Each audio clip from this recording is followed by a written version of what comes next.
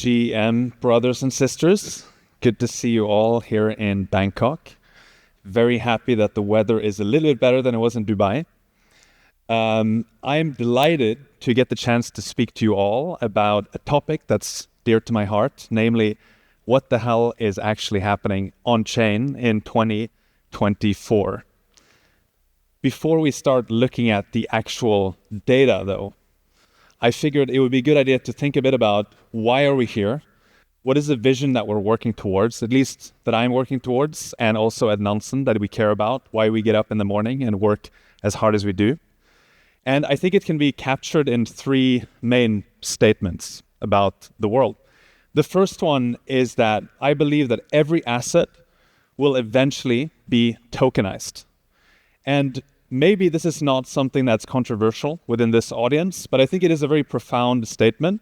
And what it means is that everything that is worth registering the ownership of will eventually live on a blockchain and will be a transferable token, whether it's a non-fungible token like this pudgy penguin or a fungible one. And so this statement I think is very important, and it's something we have to strive towards. Partially as a result of that, the other part is that I believe in a future where billions of people will actually be owners. And so you can think about this as the opposite of what the World Economic Forum says, which is that you will own nothing and you will be happy. I want us to work towards a world where actually people are owners, and as a result, they care more about the world, they take better care of it, and they have access to the upside in these assets that become more valuable. Finally, I believe that blockchains are the technology that is the best suited to deliver this vision, and chains will become the new financial fabric for the world. Now, I want to clarify also, what is the role of Nansen, our company, in delivering this vision? Our mission and the role that we play is that we aim to surface the signal, and as a result, create winners. We believe that if we can help investors generate better returns in this space, they will reinvest it, and this future of finance, that's not just a meme, but it's a vision we're working towards, will actually become reality. We also believe that if we help the builders surface the signal, the builders of chains, protocols, exchanges, and so on, then they'll understand their ecosystems better, they might understand the competition better as well, and as a result, we'll get winning builders as well. Okay, that's the context. That's why all this stuff matters. Now, let's start looking at some charts. I figured the first chart, I might as well piss some people off right away. So let me first explain what we're looking at here.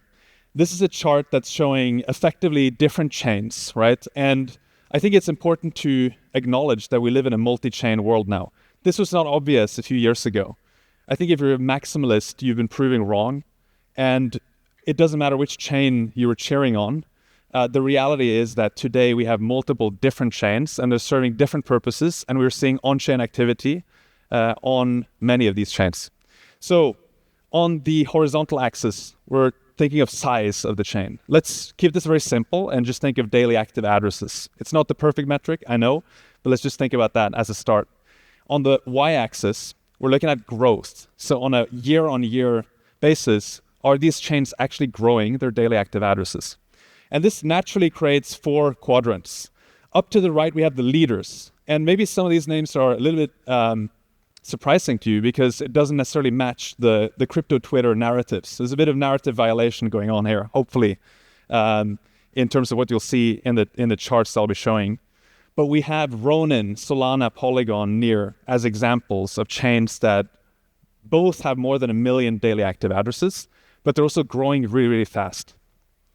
On the upper left quadrant, we're seeing the emerging chains. Many of the L2s associated with Ethereum are here.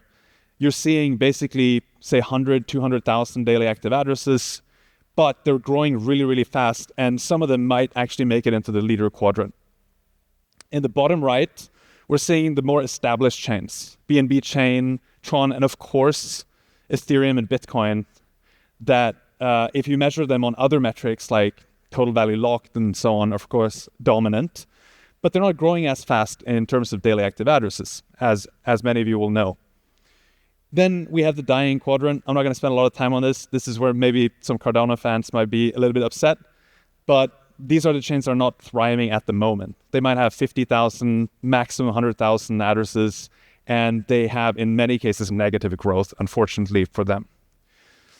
All right, so what the hell are people actually doing on Ethereum? Maybe not surprising, Uniswap is pretty much the #1 application on Ethereum on a range of different metrics, right? Tether is another project that is doing super well when it comes to usage on Ethereum. And I'll get back to Tether a little bit later, but I want to start talking a bit about Uniswap. Uniswap, in my view, is the undisputed #1 blockchain application. If we look at the gas usage on Ethereum, think of this as the bandwidth of what people are doing on Ethereum L1. Over many years now, Uniswap has had 50% of the market share of the top 20 dApps or projects, protocols, in terms of gas consumption. And there was only a short period in 2021, September, that OpenSea flipped it. But for most of these years, Uniswap has been dominant, and it's consuming lots of gas, which means that people are paying transaction fees to actually use Uniswap. And I want to just take a pause here, and I'd love to give a shout out to the Uniswap team, which is being aggressively pursued by the SEC in the US. And I think going back to that vision, we are actually working towards building a better future of finance. So if you can join me in showing your support for Uniswap against the SEC by giving them a round of applause, that would mean a lot.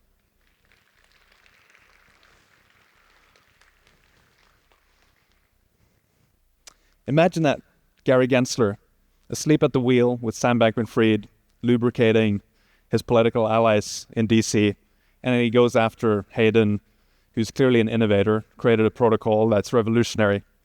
It's kind of crazy, but we should support Uniswap and other innovators like them. Okay, let's talk about Lido. This is another application that probably people will be familiar with. If we think about not usage in terms of number of users, but instead of capital-oriented metrics like total value locked, we're seeing Lido as the clear #1 when it comes to capital and total value locked. They have $30 billion worth of ETH staked through Lido. They have almost 30% market share in their category and more than 9 million Ether staked with Lido. So I think you also have to acknowledge that Lido is an incredibly important protocol and application within the Ethereum ecosystem. Of course, when we talk about that, we have to mention EigenLayer. It's crossed more than $15 billion in TVL, and almost all of that growth has happened in 2024. It's more than 10x this TVL since the start of 2024. And I've got a chart here that just shows some of the entities that are either restaking ETH directly through EigenLayer. You can read some of the names yourself on the screen. This is work in progress. And you can also see some of the entities that are staking through LRTs, liquid restaking tokens. We're seeing, for example, Pendle Finance there at the top, which has been doing super well on-chain as well, attracting lots of TVL.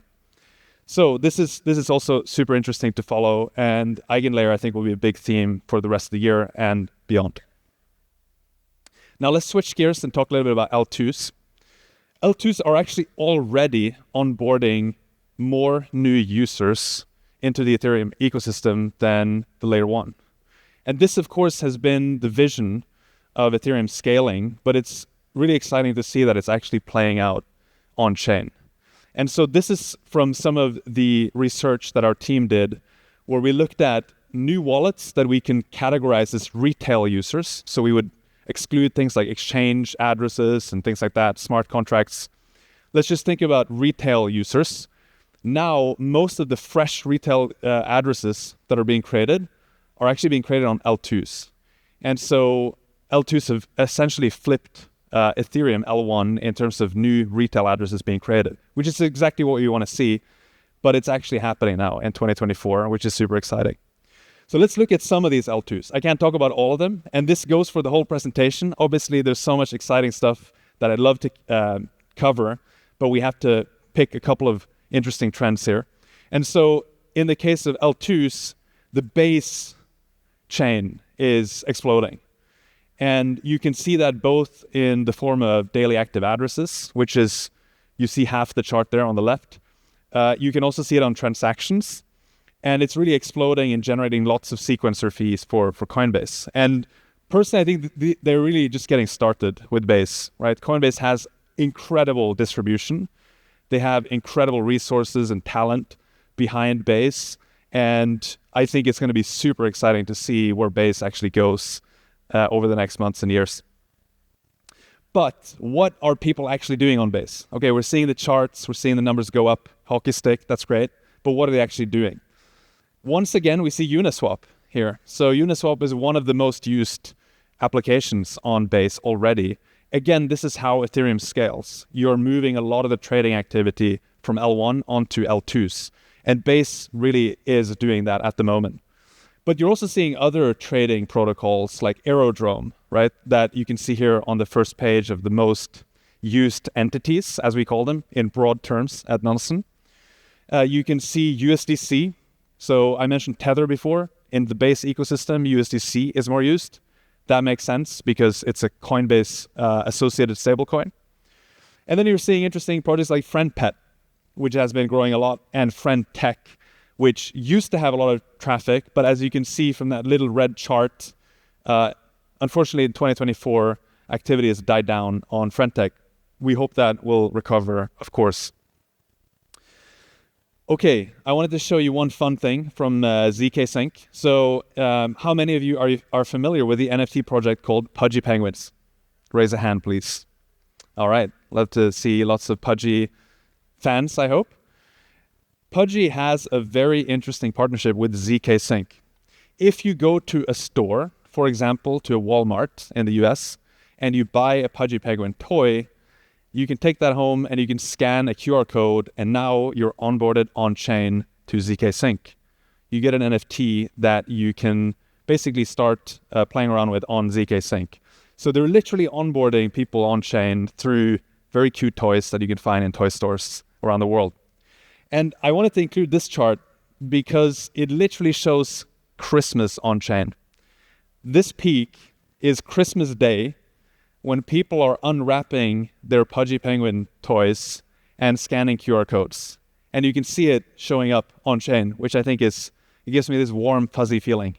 How can on-chain data be so cozy and fuzzy? It's amazing. So that's what ZK Sync is doing with Pudgy Penguins. Okay, let's look at some alternative L1s. I've talked about Ethereum, I've talked about L2s. I want to actually talk about some other L1s that maybe you don't see mentioned so much on crypto Twitter.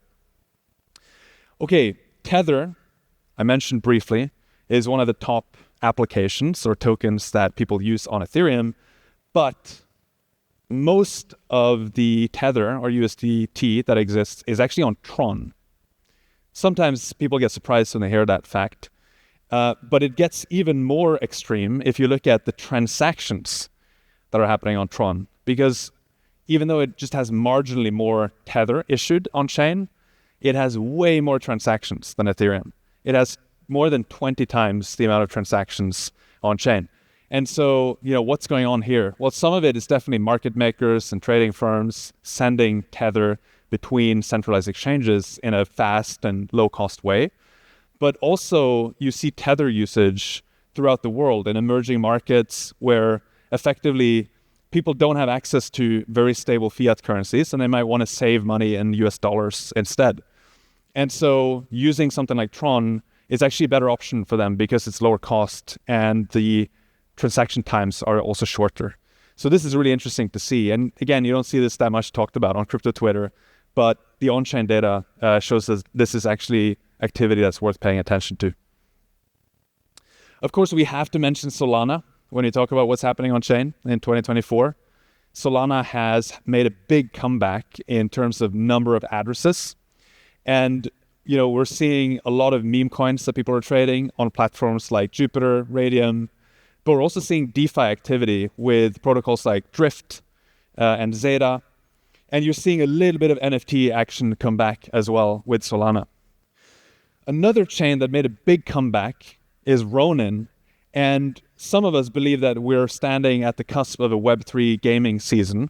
And I think that Pixels, in particular, as a game on Ronin, has started that season. It's going to take a little bit of time to see other games pop up, but I think Ronin is an incredibly interesting ecosystem to look at, and it's one of the few chains that has more than 1 million daily active addresses, and then somehow it's still at pretty much the bottom of page 1 on CoinMarketCap or CoinGecko, if you look at the value of the token, which is interesting. Near, another L1 I want to call out because they're getting close to 2 million daily active addresses, and you're seeing projects like Kaikai, Sweatcoin, Hot Game, Play Ember, and so on in terms of activity on Near.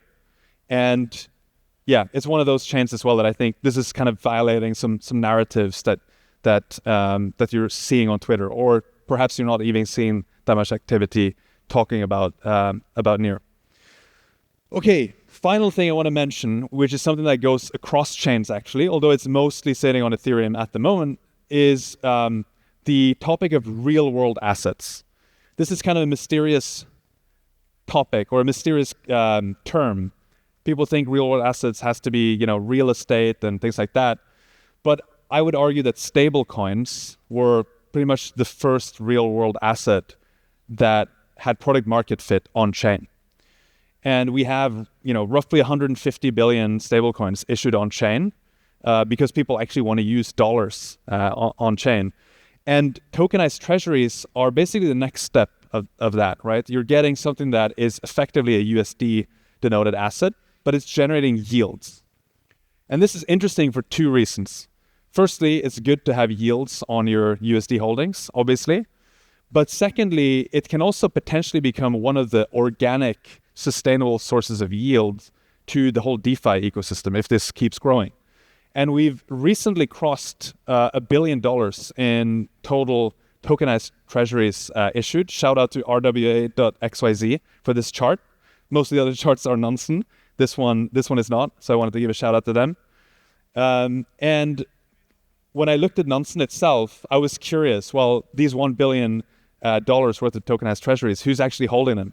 So I used this feature we have called Smart Segments, and I basically found every address that holds one of these different tokens, whether it's Superstate or Mountain Protocol or Open Eden or even BlackRock's Biddle and so on and so forth. And the long story short is that there's only a few hundred addresses that hold these 1 billion tokenized treasuries at the moment. So it's very concentrated because it's hard to set up the accounts. You have to have an institutional entity in most cases to get these tokenized treasuries into your wallet. But it's still a really interesting sector, and I think it's an area that's just going to continue growing, and we're going to basically evolve towards, more real-world assets, eventually get to real estate, tokenized music rights, et cetera, et cetera. All right, that's largely what I had time to cover. I think the glaring gap that maybe people might feel like I didn't talk enough about is Bitcoin. And I'll try to find a way to talk more about Bitcoin in the next presentation I give. But there's a lot of interesting stuff happening there with runes, ordinals, L2s, et cetera, et cetera. But the takeaways from this presentation, number 1, you should go home and know that the present is multi-chain, not the future. The present is multi-chain. I believe the future is also going to be multi-chain. Secondly, Uniswap, Tether, and Lido are the dominant on-chain applications. And if you're looking at user-based on-chain activity, you see projects like Uniswap and Tether. If you look at more capital-oriented metrics, then Lido and to some extent Eigenlayer are worth calling out. L2s have become the entry point for users to Ethereum, and this is where many people now get started. You're seeing that on-chain. It's no longer just a pipe dream or a vision, but it's actually happening, and that's super exciting. And then you have these alternative L1s that we shouldn't forget, right? So it's easy to get caught up in Ethereum only, but I think what we're seeing is that other L1s are worth paying attention to as well, whether it's Tron, Solana, Ronin, Near, and other chains as well. And then finally, tokenized treasuries. It's a really interesting category of real-world assets. We're seeing it cross $1 billion, and it's worth calling out that the usage is still very concentrated. If you found this interesting, I would encourage you to get an account with Nansen. You can see in real time what people are doing on-chain. It's helpful if you're an investor and you want to generate better returns, but it can also be really helpful if you're building something like a protocol or a chain. With that, thank you very much. Enjoy the rest of the conference and see you in the metaverse. Take care.